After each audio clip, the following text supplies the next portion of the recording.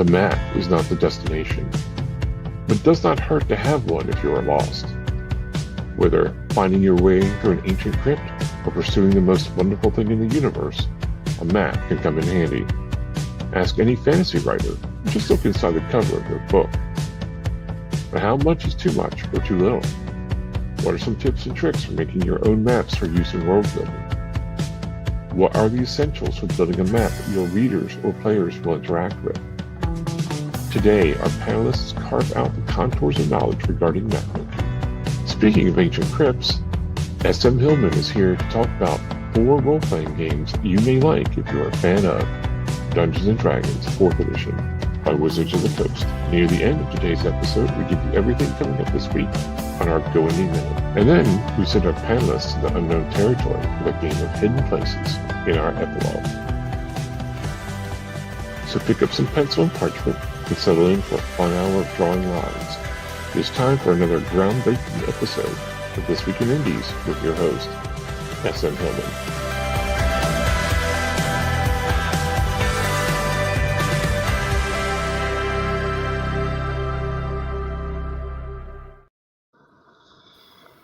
Good day, everyone. Thank you for, let's start that again. Thanks, everybody. Thanks for watching This Week in Indies. Your host, SM Hillman. That's me. And today, we're talking about map making and using that as part of the various ways to enhance our worlds that we create as storytellers and creators.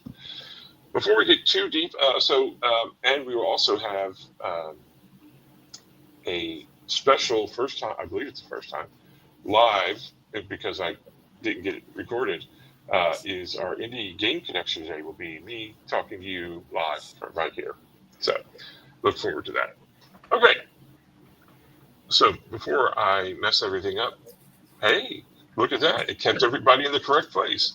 So before we get too deep into it, I will have our panelists introduce themselves. David, we'll start with you. Hi, I'm David Green. I am from Ireland on the west coast and Galway. I write epic fantasy, so the Empire of Ruin series, and I have urban fantasy and I do cozy fantasy as well. I'm a big fan of map making in general, and I'm just an admirer of maps. So I'm looking forward to talking. Awesome. Thank you so much for being with us today. A.F. Stewart? Okay, I'm Anita Stewart. I write under A.F. Stewart, multi-genres, horror, fantasy, steampunk, soon-to-be paranormal, cozy mystery in July. And I have included map in one of my series, and I love maps as a reader, especially a reader of fantasy. Can't get enough of them. Awesome. Great. Thanks so much for being here with us again. Daniel? Hi, my name is Dan Myers. I write a light epic fantasy, I guess I'd call it, and 2 books out currently. And one of the things I like the most about the maps is the terrain and everything else can provide challenges for the characters. So it's a way to get the map involved in the story. Fantastic. I hopefully you will embellish that later on. Thank you for being here with us today. We appreciate it. And Glenda. Hey. Hi, everybody. I'm Glenda Benavides. I'm a professional singer, songwriter, Grammy nominated. I'm also a first time, I guess I'm not a horror writer, but I do RPG. And I love the book that I worked on with a really good friend of mine. He's a visual artist. It's called The Grimoire of Lost Lore. And it's a combination of artistry and stories. Excellent. Great. We're so glad to have you here with us today. Thanks. Okay. So to get us started off, I wanted to ask everyone, and David, we'll start with you. What is it about maps that ignites our imagination, both as a creator and as a consumer of fiction? First of all, Yeah. our pictures are switched. Oh, hold on. Let me. Oh, they are. There we go. There you go. As I was saying earlier, I think one of the things that I like about the maps is it gives me a sense of what's going on and where things are happening. And for me, it really helps bring me into the world, whatever world it is I'm reading about. Uh, that's the biggest thing for me is I am very spatial, if you will. So, like, I catch things when people make it halfway across the world in a week, and another day it takes them 3 days to go from one city to another that are in the same country. Um, so it's those types of things that can really draw you into the story or throw you out of a story. Was there ever a time that you had to put a story down because either because it lacked a map or because just the spatial and time stuff was just too disorienting? No, I've never. I'm not one to put a story down. Part of my ADD there. So I don't think I've ever put in a story down, but there's been not a lot. There's been a couple books. I can't think of anyone offhand, but I do remember that a couple times having books where I was like, that that doesn't make any sense. And then I just kind of pass over it and keep reading. Gotcha. Understood. Um, Thank you so much, David. What about you? Yeah, I mean, first of all, is like from the art perspective, like I just admire them. I think it's a really beautifully drawn map is a piece of art, and I like looking at them.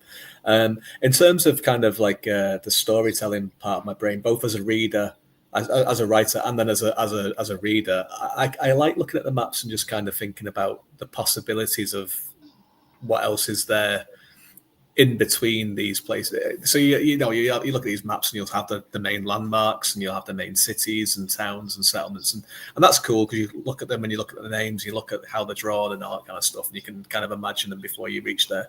But I kind of like to think about what's off the beaten path and what else is out there. And one of the things that really kind of scratches that itch is when you're playing kind of open world video games, like something like Oblivion just had the remaster that came out, and you have this map and you have the routes where you're supposed to go between towns and everything. But if you just go off the path and go and discover what's out there, is always really, really cool, just filling in the spaces of that map. So I like to try and do that as a writer, and then as a reader, I like to try to imagine kind of what else is out there, what other stories are being told at the time of this story that I'm reading, and maps can help with that. And do you ever get, I don't know if frustrated is the word, but maybe a little, wistful, I guess, when you see a fantastic map and you see the places that are talked about in the story, but other places with interesting names or enlisting locations that just don't get into the story? Not really, no. I mean, I kind of, my way of thinking, again, as both as a writer and a reader, is that I feel like a world should support more than one story.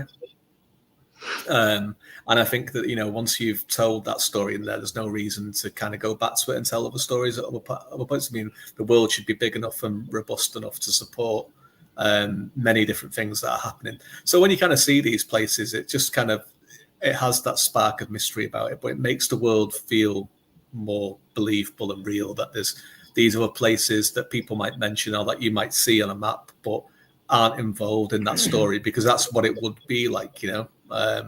I think it's kind of like, when only the places on the map are the only places that are involved in the story, it kind of feels there's that layer of believability has been pulled away a little bit.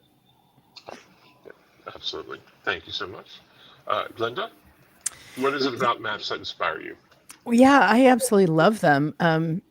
I've never used them in my work, but I think it really allows you to immerse yourself into a fantasy world of your own.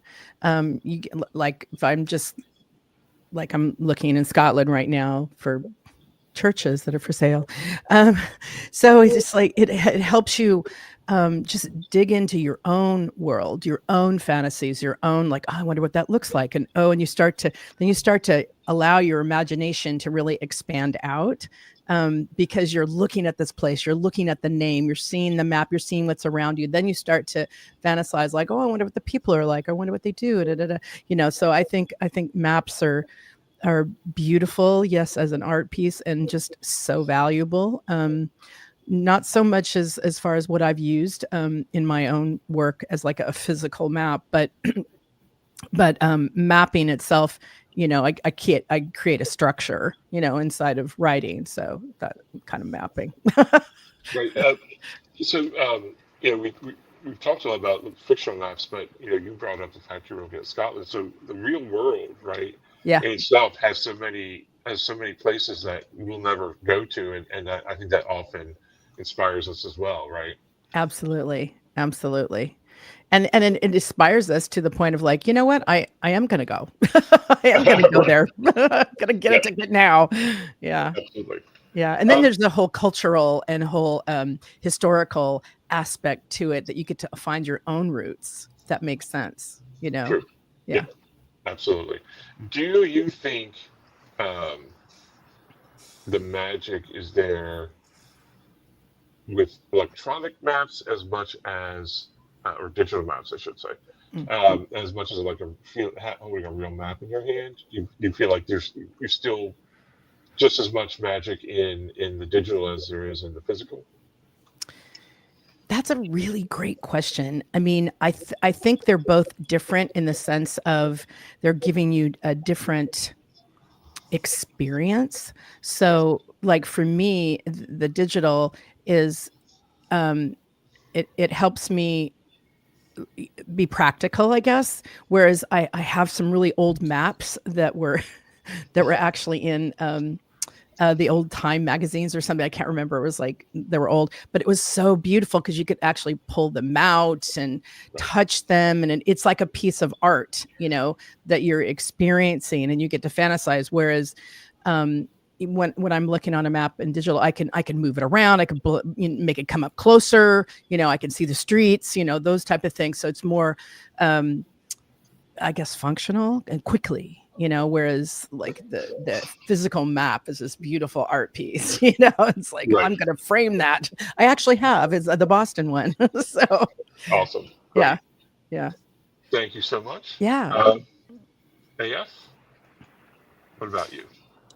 Well, for me, especially as a writer, maps sort of give me a visual of the world. It's a 2D visual, but it sort of solidifies what the world looks like. And especially with my nautical series, it was very helpful in getting the distances and where the ships had to travel, because they had to travel here and then they had to go this island and whatnot. So that sort of grounds the whole world for me as a writer. And also when I'm writing historical, I mean, maps are almost essential in doing research for anything historical, because I have to recreate that world in the 18th century or the 15th century or whatever. So I need these historical maps to get a sense of what was going on in the world. So they're sort of twofold for me. They're like this wonderful aesthetic that helps me ground the world, but they're also this historical research necessity as well. And as a reader, I like the look of them. I like the way I can keep track of the world when I'm reading. Like if they're going to a place, I'm going, now, wait a minute, where was this again? I just go to the map and I check. So it helps me in the reading process as well. Gotcha. So you writing about Venice. What are the maps, or what were the maps that you found about? It is Venice, right? I've got that right? Yeah, well, the 1500 one is Venice, yes. Yeah, yes. So tell us a little bit about the maps that you found for that. How did they help you with the story? Well, yeah, the maps for Venice, they're historical maps, and they're like I had to go back a while. So they're not exactly the most accurate maps in the world. Right. But what I do is I take modern day maps, say a Google map of Venice, and then I kind of have the historical map open in a tab, or maybe even like I'll get a copy of it and just kind of transpose it, like the two pictures. So that gives me a better sense of what Venice was like then as opposed to now. So you kind of have to transpose the modern and the historical map when you're recreating something, because the historical map's not going to be 100% accurate. Especially if you go back further in history.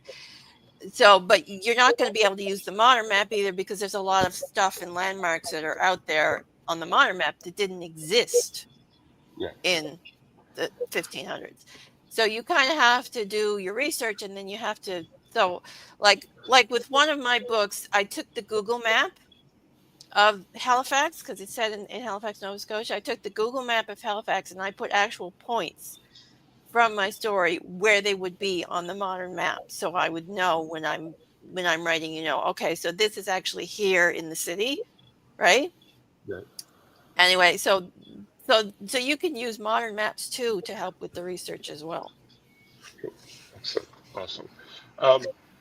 Before we get to our next question, let's take a few things that are comments. Goni now, sort of start to our hosts and producers. Well, to our panelists and everything. I know I'm terrible as a producer. It's fine. But leaves a nice comment anyway. Ms. Litchfield, hello. Thank you for being here again. We appreciate it. Heather, thank you so much. Hello, Heather. And Heather says she loves the subject. Yeah, it's a subject I think we all really, really enjoy. Anita, I want to kick back to you for a moment as a horror writer. And I know we talked a lot about bigger maps and world maps and city maps, but what about maps for like a house or smaller? Bring the focus down to either a dwelling or a village, something smaller. How does those maps also excite you, or do they also inspire you? Or Oh yeah, they're very helpful, because for an example, I'm writing my Hayward and Anderson series. A lot of the story takes place in the house. When they greet the clients, they do the research in the house, and stuff like that. I mean, they go outside and do the detective work stuff, but they have to do some of their research and client greeting in the house.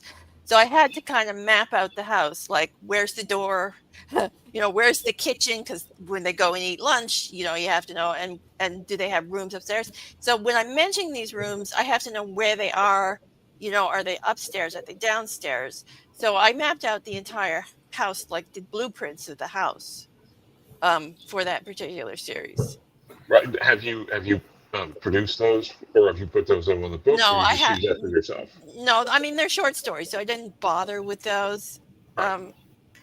But I do have, and frankly, my blueprint skills are not as good as my map skills. So nobody really wants to see my blueprints. Gotcha. Thank you much. Glenda, what about you? Small scale maps. How do they enhance your the entertainment value of a story for you? Oh, you're muted. Sorry about that. That's okay. Again, I don't read a lot of things with maps these days, but when I have, what I love is, I think it's already been said, is I love to be able to, it helps with the accurate visualization of what the author's actually writing about or describing or creating. And so you've got your world, you've got your creativity, oh, they're on the ocean, or oh, they're here, or they're there, and then you can look over and refer and go, oh, okay, that's where that is, or that's what they're thinking, or you know what I mean? And then it kind of inspires you to actually get online and see if they're actually accurate. And then just like the other author said, it's like, there might not be things that were there or not there at that time period, and now they are or not. So it's I don't know. It just creates a whole nother side world. If that makes sense. That does make sense. Yeah. So we talked a little bit about RPGs earlier too, Yeah. and I think about Clue as a game, as a board game, which has a map of the house. But for role playing games, especially traditional dungeon style, right? Yeah. I know I always used to enjoy comparing the map that I was drawing, because I end up being mapper, right, Yeah. to the product that the GM had, and see how accurate I was in drawing the map of the locations. So, Yeah. do you like RPG maps as well? I know at least one person. Yeah, I love all of it. I mean, I play Cult and I play Call of Cthulhu. Those were the two that I've played. Just actually introduced to those worlds probably the last 2 years of my life. Been really, really fun. And the GM that I work with, he's really detailed. Like, he's really specific. He creates worlds, and he like hands out, like when we're playing live in person, right? He hands out pieces of paper with clues and all kinds of stuff that you have to, read through. And sometimes there is maps. There is design of like the cave that you're going into. Are you going to go left, right, straight, that type of thing. And then of course he, freestyle. So. Yeah. It's not like he's like, you didn't do it the way I said it. It's very, very creative, very storytelling. That's the focus, is the storytelling and the creation. Yeah. Oh, awesome. And Cult is very much the deep end of RPGs sometimes. So congratulations on that. Thank you. You're welcome. my introduction into the RPG world. Yeah. David, what about you? What about the small scale map? Are they as interesting to you as the larger scale? Yeah, I really like city maps, which I think kind of get overlooked a little bit as well, because city maps can be very, very interesting, because again, it's that kind of it's that populating a space and giving it character. Particularly, like, if you are writing something that where the action or where the story is going to take place in one location for quite some time, you want it to feel alive, and you want it to feel like a place where people will spend a certain amount of time in it. It's not just like a tavern or a barn or something. It's got a whole thriving economy. And then when you go even smaller into that, it's interesting, because one of my favorite kind of inconsistencies with this is Tolkien's own drawings of Rivendell, which is, he describes it as like the last lonely house, and he drew pictures of it, and it was just a house, but then it has like hundreds and hundreds of people living in there at any one time, and like it has an army, and it has all this other stuff and everything. So it clearly isn't just like a little house how he drew it. And so it's one of those things where it's kind of like, sometimes it helps to kind of sketch this stuff out beforehand, so to look at it visually and just to kind of see, does this work? Does this space that I'm describing, for its function that I'm describing it for, does it work? And obviously there's always ways to get around that. I mean, the TARDIS, for example, all that kind of stuff. There's ways around it, if you're right, depending on what you're kind of writing. But if you're looking to ground stuff, you kind of want to be able to kind of have a look at it and see it, and make sure that it feels like it's. I think story is always comes first. Always stories and character, but things should also feel like they have a function beyond just serving. They're just there just as a pit stop or something like that. So that would be. I think it's all very, very useful. Awesome, thank you, Daniel. What about you? The smaller scale maps. Yeah, so for my latest book that's out, I had an attack on the city. And so it was really important for me to have that city drawn out, have the points, have where it was being attacked, where they're writing out, kind of all that kind of stuff, even to the point of knowing where the cities were, knowing where the bridges were, And so I actually spent just a really inordinate amount of time laying out the city. And, I didn't go to the detail of every street and every house, but just like the general thoroughfares and, where the bridges to the inner city were. That took me a long time to do it. But at the end of the day, I think it also, because I had something to refer to, I could describe it better as well. So that does definitely help your storytelling, right? You were able to kind of visualize a little bit better what you were writing. Yes, and I was trying to use AI to get like a Google Maps that would like show the city and let you zoom in and show more detail, kind of as like put layers on it. But I'm not very good with AI, so that. Gotcha. Understood. Well, I mean, that's what the AI is supposed to do. It's supposed to help you, right? So, Yeah. all right, great. So I know for myself, one of the things I always loved was like a mystery video game where you go into a room, right? So you essentially have the layout of the room, the map of the room, but in the room is a map that you can click on. So for me, it was always very meta, right? You have this small scale map, and then you click on an item, and then you suddenly have a large scale map of a different area. I always like that. All right, so get our comments. And I left this one up. Yep, Heather says she loves the subject. Was agreeing with Anita and says hello, Anita.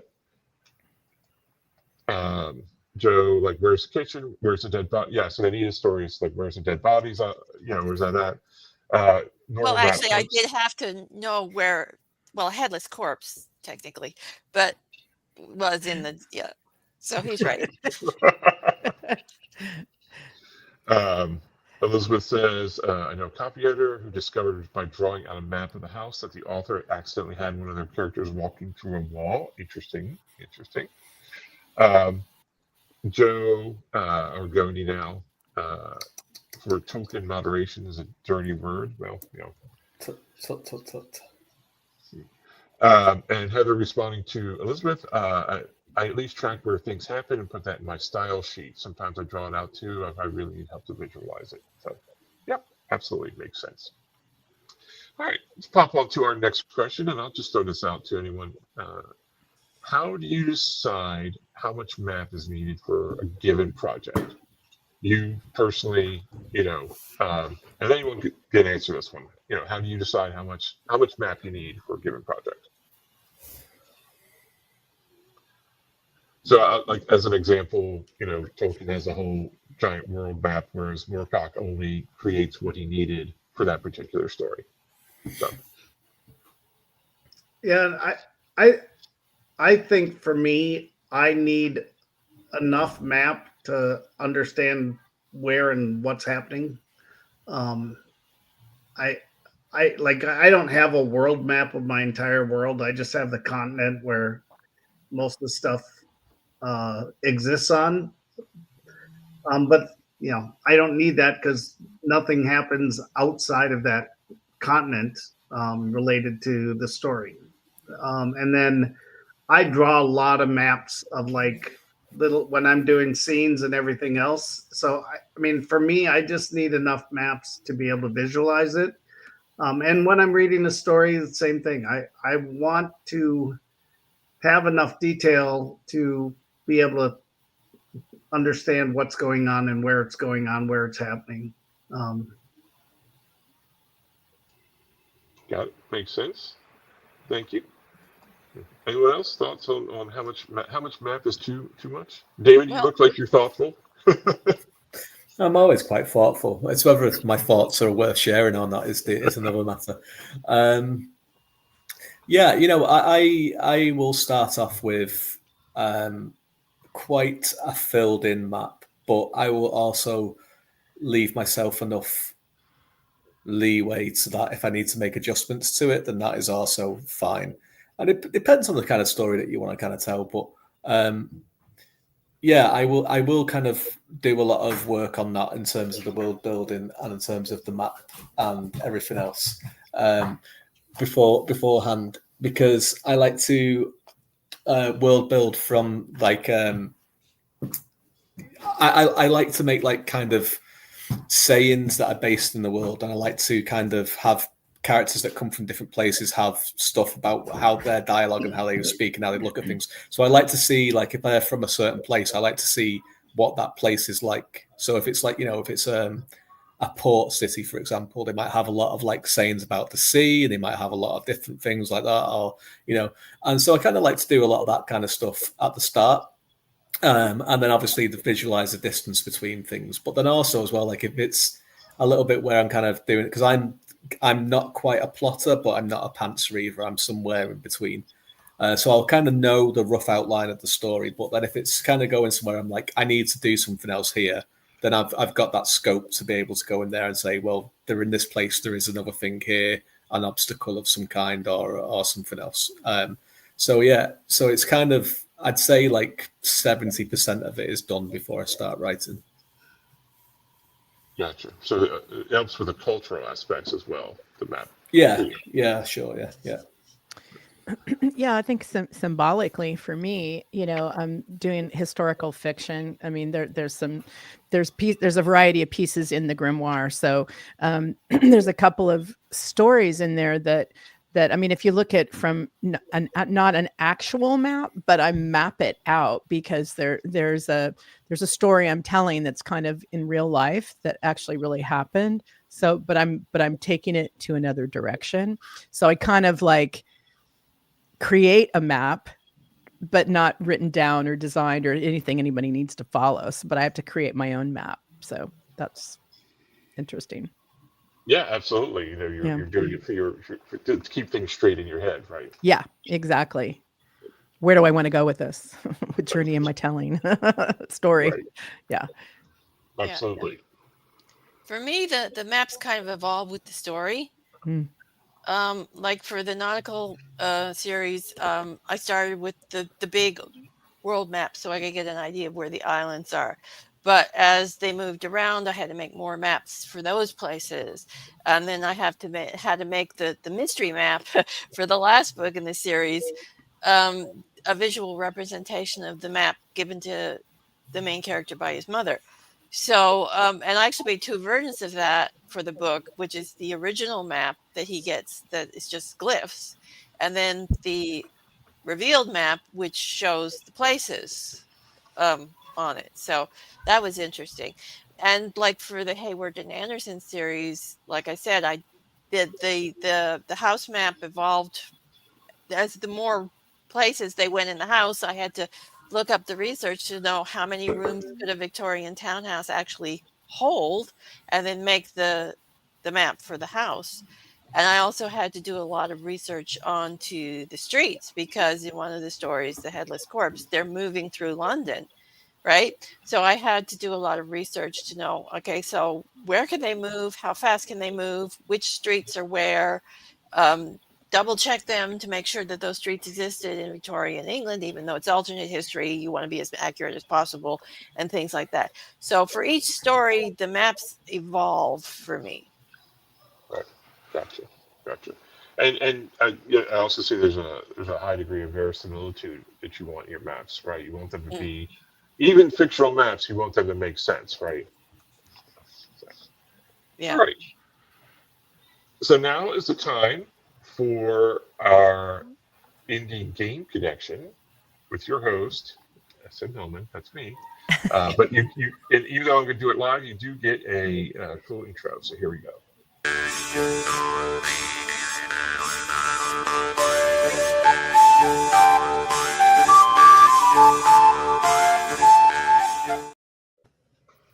All right. So I bring you games this week that you may like if you are a fan of D&D 4th Edition by Wizards of the Coast. 4th Edition is somewhat of a controversial edition of the game, but it's picked up some momentum as people revisit it now that there's a new edition out. But the first game I'm going to bring you is 13th Age. 13th Age, published by Pelgrane Press, and authors Rob Heinzu and Jonathan Tweet. Rob, I believe I got your name right. 13th Age combines the best parts of traditional D20 role-playing fantasy gaming with new story-focused rules designed so you can run the game or the kind of game you most want to play with your group. Created by Rob Heinsu and Jonathan Tweet, 13 Age gives you all the tools you need to make unique characters who are immediately embedded in the setting in important ways. Quickly prepare adventures based on the PC's backgrounds and goals, create your own monsters, fight exciting battles, and focus on what's always been cool and fun about fantasy adventure gaming. There is actually going to be a second edition of 13 Age coming out, so that's for folks who want to know. The second game I'm bringing you today is Shadow of the Demon Lord, published by Schwab Entertainment LLC, author Robert J. Schwab. Sometimes the world needs heroes, but in the desperation of these last days, the world will take anyone it can get. Heroes, blackguards, madmen, and whoever else is willing to stand against the coming darkness. Will you fight the demons, or will you burn it all down and dance among the ashes? Who will you become when the world dies? Shadow of the Demon Lord opens the door to an imaginary world held in the grip of a cosmic destroyer. Enter a land steeped in the chaos and madness unleashed by the end times, with whole realms overrun by howling herds of beastmen, warped spirits freed from the underworld, and unspeakable horrors stirred awakened by the Demon Lord's imminent arrival. There's also another game related, Shadow of the Weird Wizard, which has come out recently for those who want to know. Lancer, published by Massive Press, authors Miguel Lopez and Tom Parkinson Morgan. You can find it on itch.io. Lancer is a tabletop role-playing game centered on shared narrative, customizable mechs, and the pilots who crew them. Set many 1,000 years from the present day, Lancer imagines a future where a surviving humanity has spread to the stars after weathering terrible ecological collapse on Earth. The end of the Anthropocene was a consequence of unrestrained consumption and poor stewardship. Anthropocene, I got. With a survival imperative motivated by this cultural history, humanity's organizing body, Union, seeks to manage the galaxy to ensure we'll never again be faced with extinction. They are not perfect in the endeavor. The narrative president of Lancer imagines a future where Union's central body has been gripped by popular revolution, and the new governing body seeks to rectify the crimes of the old. Lancer features a mix of gritty, mud and lasers military science fiction and mythic science fantasy. In the setting, conscript pilots mix ranks with flying aces, mercenary guns for hire, brawl with secretive corporate agents, and relativistic paladins cross thermal lances with causality-breaking unknown beings. And finally, Icon by the same folks, Massive Press, authors Tom Abaddon Bloom. And it's currently free to play test. And you can go to itch.io/icon to find that. You take the role of an icon, a larger-than-life hero caught between the turning of two ages. Long ago, the cruel and prosperous Arkan Empire ruled the land until it fell to the doom. Over time, the land healed, and the idyllic pastoral Green Age came to pass. Now, however, that peace is threatened by coming of the churning age, with dungeons literally erupting from the earth and monsters pouring out in great height their blights. Kin increasingly turn their hearts to plundering the depths for riches and power, and their hands to their sword hilts. Will you have the strength to resist the age, or will you claim this terrible power for yourself? Icon is a fantasy role-playing game heavily inspired by the vast, unknown spaces of classic mythic fantasy, anime, and video games. It has a robust narrative system for story-driven play. They all say that, though. And a Final Fantasy-inspired tactical combat system with either or both systems usable for play. And that is Icon. So that was our Indie Game Connection for June 25th.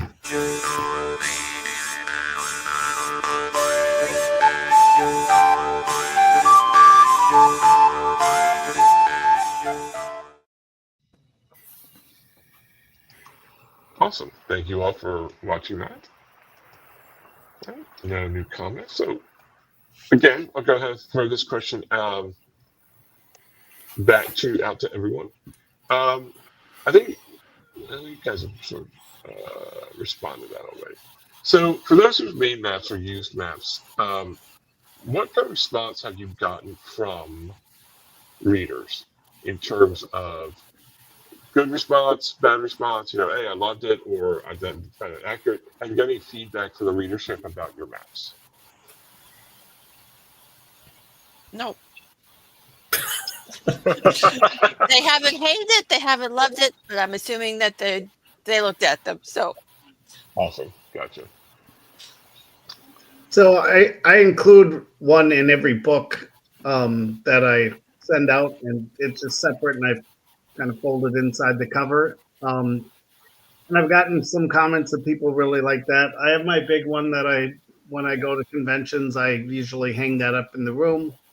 And I mean, I think overall people like maps and they like fantasy worlds. So I mean, I've gotten some comments that it's a nice map, but I've not gotten any, like specific comments about things that happened, or people haven't really talked a lot about the map, but when they see it, they say it's cool.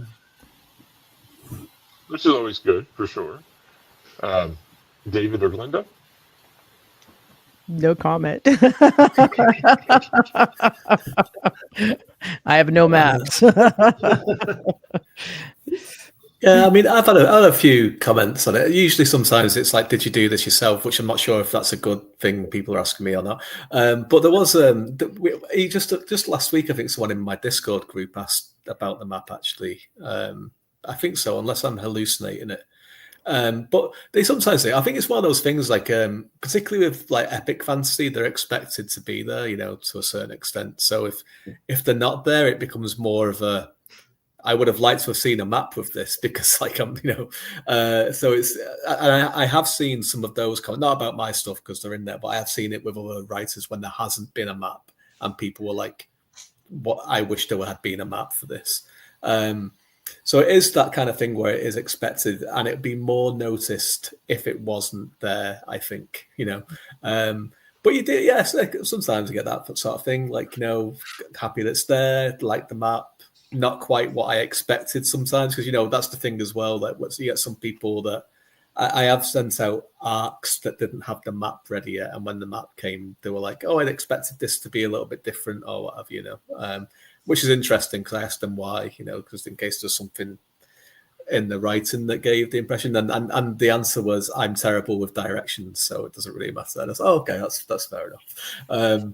So yeah, that's basically it. I just think it's one of those things that if you are, it's like when you're writing any kind of genre, to just know what the expectations are from the readers a lot of times, and a map is generally one with epic fantasy in particular. So yeah. Did you do any? I know you changed your covers recently. Did you update the maps at all, or you? I did, yeah. I did. I did a little bit, yeah. I was never 100% satisfied with the original ones, because my publisher did it from a sketch that I'd done, and they didn't take any of my notes on board about when they showed it to me. So I was like, "Yeah, I'll redo it." So yeah, I did. I updated it a little bit and did a few things. I mean, I would like to, if I do a Kickstarter at some point for a special edition, I'd love to get, because I have an art degree. I can draw, but I'm not a map drawer. I do draw my own maps, but I'm not I'm not amazing at them. And I'd love to just pay someone to do like an amazing hand drawn map for a Kickstarter. So that would be something I'd like to do. Awesome. Yeah, David, I have an accounting degree, so I pay people to draw my maps. Yeah, right. Yeah. Well, for some role playing stuff, I use Incarnate.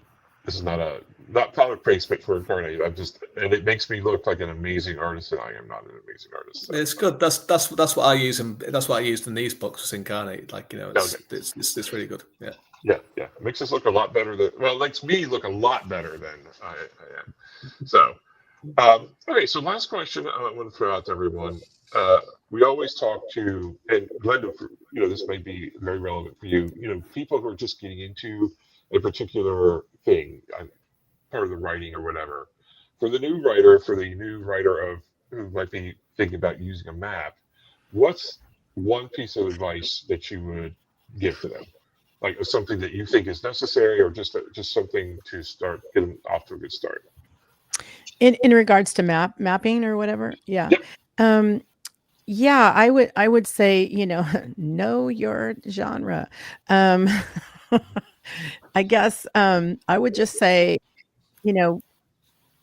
map it out, like if you want to take, like, when you structure things, structure what world you want to go into, like dig into it, structure it, and map it out, right? And then if there's maps required, that you're telling a story and fantasy or whatever, that you really need those things, then I would say just, do like the other authors here are doing, like, just really do your due diligence. I mean, look it up, make it, be thoughtful, mindful about it, and just do good work, I think. And I think that will help you as a writer doing long-term anything. And it also helps your audience because they want to have the experience with you that you're actually creating for them. So, do the details, dig into it, do as best as you can, and then just do it.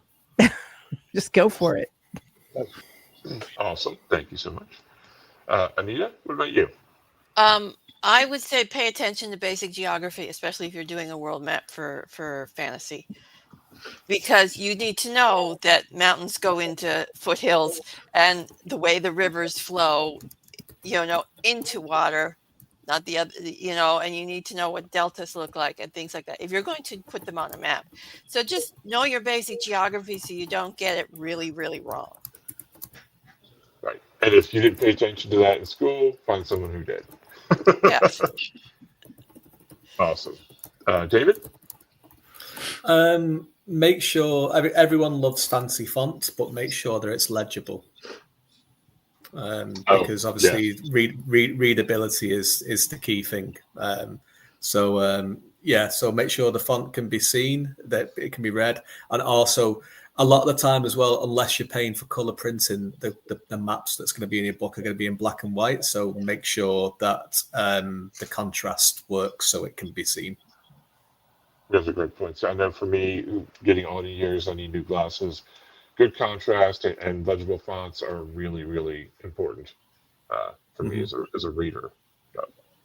Awesome. Daniel, your thoughts?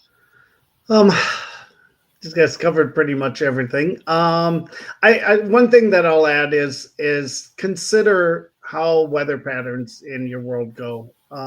You have wind blowing moist air off the ocean, or is it coming up from a dry area?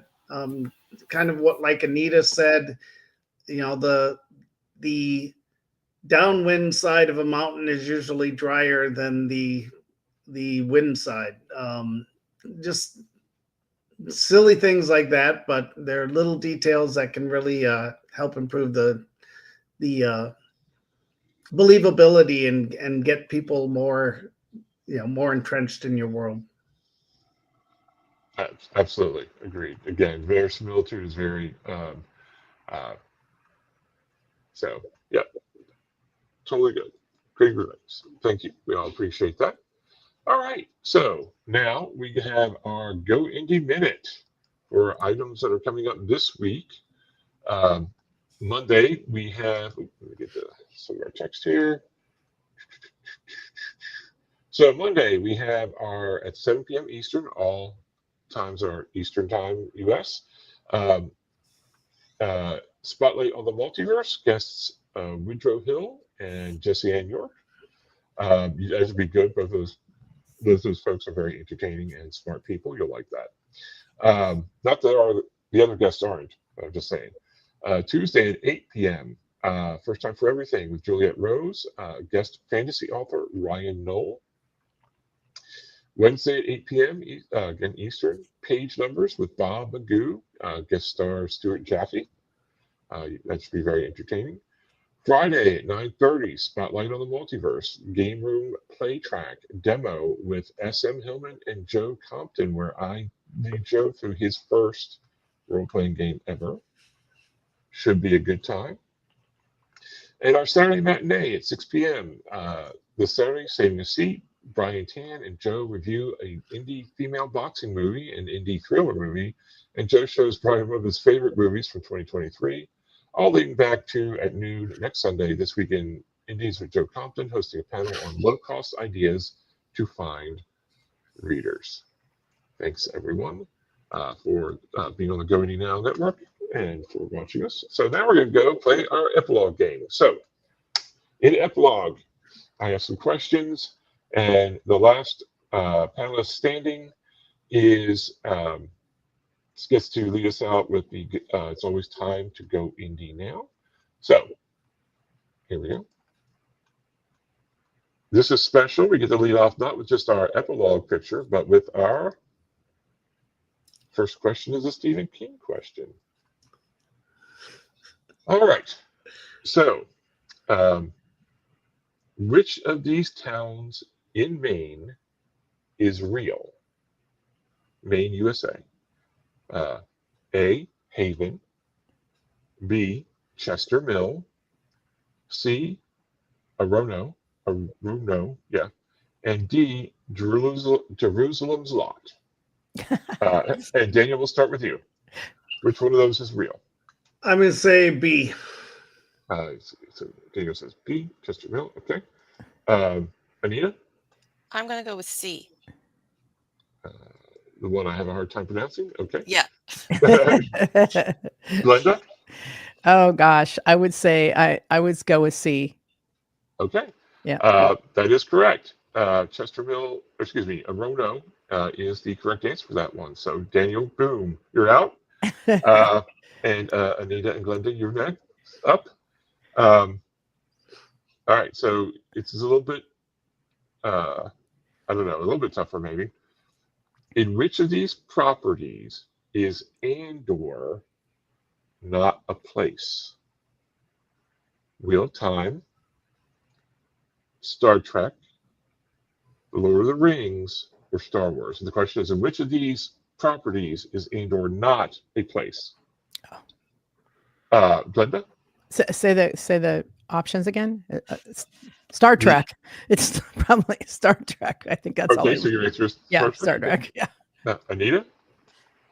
I'm going to go with Lord of the Rings. Okay, so actually Andor is a place in both the Star Trek universe and in Andor. Andor and Gondor are part of the Numenor, Anita. So the the answer for that one is Star Wars, where Andor is a person. Cassian Andor. All right. So Glenda, since we didn't have anybody survive, Glenda, when we go to it, since you're new, and we'll go ahead and have you say it's always time to go indie now, and I'll let you know when to say that. Okay. Okay. Okay. So I want to thank, before we get to that, we have some comments. Yes, so come watch Joe make a total ass of himself next Friday. I promise you it will not be that. Actually, Cold Soldier, which is the RPG we're going to be playing, can be kind of intense. So, because it deals with trauma and things like that. So it should be, I think it'll be a good time. Not that trauma is a good time, but you know what I'm trying to say. All right, so we're going to go around. We're going to start with Daniel. Go ahead and tell everybody they can find you on the internet, please. You can find me at wyvernsairy.com. You can also find me on Facebook, and you can just look up Attack on Foresight or Alejandre Rising, and you'll find my books everywhere. Awesome. Thank you for being here. And your Wyverns area is one of my favorite website title links. So that's cool. I love that as a name. So awesome. Thank you for being here with us. Anita, go ahead. Okay, you can find me at afstewart.ca. All my books, all my art, all my everything is there. Look for my foray into paranormal cozy mystery in July with Murder Magic and Maple Fudge, and also hopefully I will be having my Norse Tales book come out in November this year as well. So awesome. Thank you for being here again with us. It was good to see you. And Glenda, where can folks find you on the web? Pretty easy. Glenda Music, Glenda music.com. It has everything on there.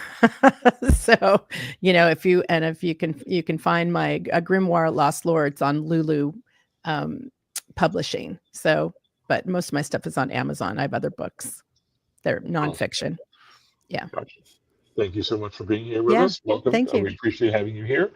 And Glenda, what time is it? It's Go Indie Now time. There we go. That'll work. Thanks a lot. Thanks, everybody. Thanks. Have a great weekend. Thanks so much. Okay. Bye.